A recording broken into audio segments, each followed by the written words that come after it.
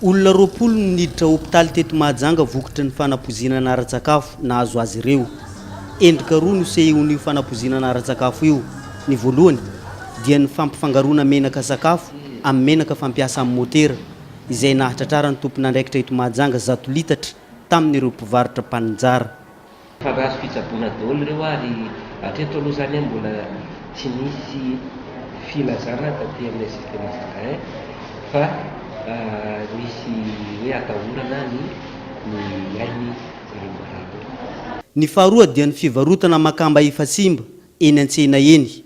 Makamba simba avy tamin'ny orinasa mpanjono mpanondrana ny ivelany izay voamariky ny tompon'andraikitra teto Mahajanga ny fahasimban'ireo akamba ireo ka nentina ny potehina nalevina ny 20 kilometatra niala teto Mahajanga izay niverena ny sasana nangadiana indray ka noentina namidy teny an-tsena eny no taterina tamin'ny taksi. Olona roa ny tratra izay mpivarotra ary ray kosa ny mpividy. Hiry namokotra entana io dia namidy nivarotra azy aty bazary eto Mahajanga.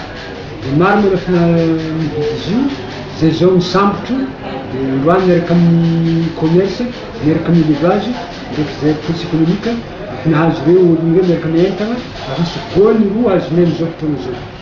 Zay zany mikasika tantaran'izy io dia maro be moa entana io amin'ny eo amin'ny 11 tonnes 500. Raha ny fanapahan-kevitry ny tompon'andraikitra eto Mahajanga eo anatrehan'ity raharaha ity dia atsahatra mandritra ny 3 andro ny fivarotana sy fividianana makamba eny an-tsena rehetra eto an-tampon-tanànan'ny Mahajanga.